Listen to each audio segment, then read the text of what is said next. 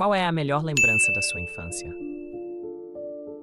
Parece uma pergunta simples, mas não é. Muita gente trava, desvia ou responde qualquer coisa só para não ficar em silêncio.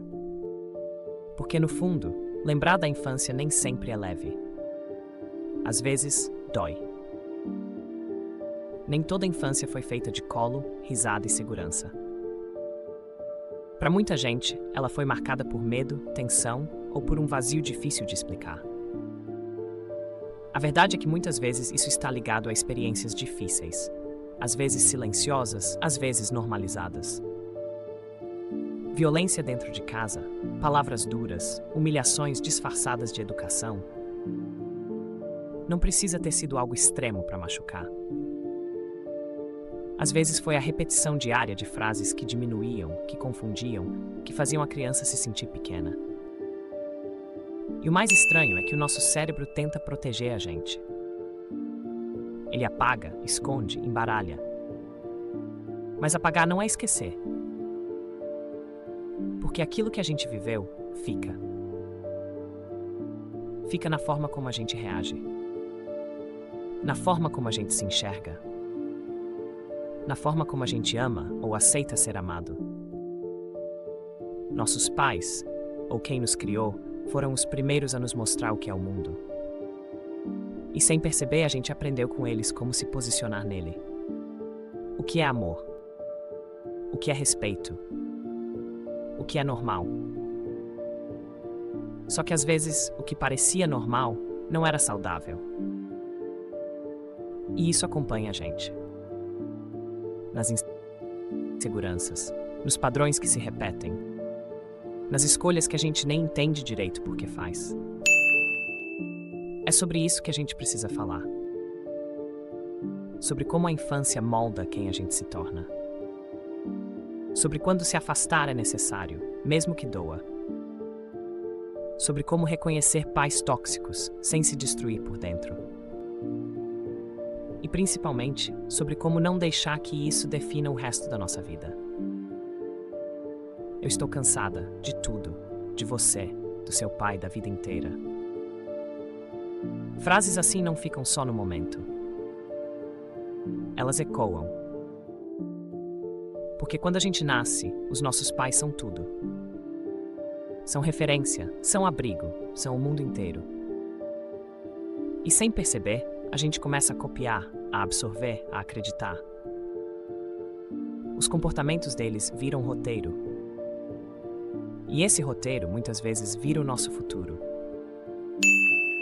Por isso, tanta gente cresce emocionalmente perdida. Assustada, confusa. Tentando sobreviver com ferramentas que nunca foram ensinadas direito. Mas como esses traumas começam? A nossa formação emocional acontece em etapas. Nos primeiros anos de vida, do nascimento até mais ou menos os 3 anos, a gente aprende a se conectar. É quando nasce o vínculo, o apego.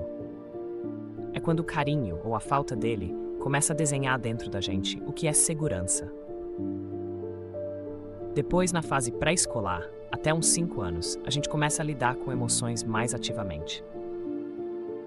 Aprende ou não a controlar impulsos, a entender limites, a conviver. Na fase escolar, até os 12, as emoções ficam mais complexas.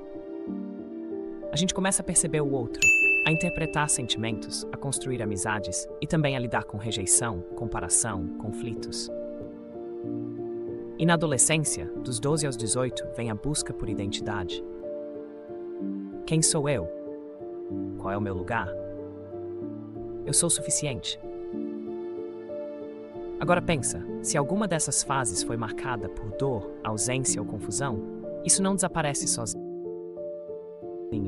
Isso vira dificuldade. Na comunicação, nos relacionamentos, na forma de se adaptar ao mundo. E mesmo que o desenvolvimento continue ao longo da vida, porque sim, a gente pode mudar, existe um ponto muito sensível. Os primeiros anos. É ali que a base é construída. Só que a criança não entende o que está acontecendo. Ela sente. Ela não sabe explicar por que está triste, mas chora. Não entende o que é rejeição, mas sente o afastamento. Não sabe o que é abandono emocional, mas percebe quando não é acolhida. E é aí que entram os pais. Eles deveriam ser guias, tradutores das emoções, aqueles que ajudam a criança a entender o que ela sente. No melhor cenário, é isso que acontece. A criança é ouvida, acolhida, orientada e cresce com mais equilíbrio emocional. Mas nem sempre é assim. Às vezes o choro era motivo de bronca. O medo era tratado como fraqueza. A tristeza era ignorada ou ridicularizada. E no lugar de diálogo, vinha grito. No lugar de explicação, vinha punição. E o que a criança aprende com isso? Que sentir é errado. Que demonstrar emoção é vergonhoso. Que é melhor engolir tudo do que ser rejeitada. E isso não some quando a gente cresce. Na vida adulta, pode aparecer como dificuldade de se expressar, como um bloqueio emocional, como uma sensação constante de não saber lidar com o que sente. Ou o contrário também pode acontecer. A criança aprende que, ao chorar ou reagir intensamente, consegue atenção. E começa a usar isso como forma de ser vista, de ser atendida, de conseguir o que precisa. Porque no fim, toda criança só quer uma coisa: ser amada e se sentir segura. E quando isso falha, a gente passa a vida inteira tentando preencher esse espaço, muitas vezes sem nem perceber de onde ele veio.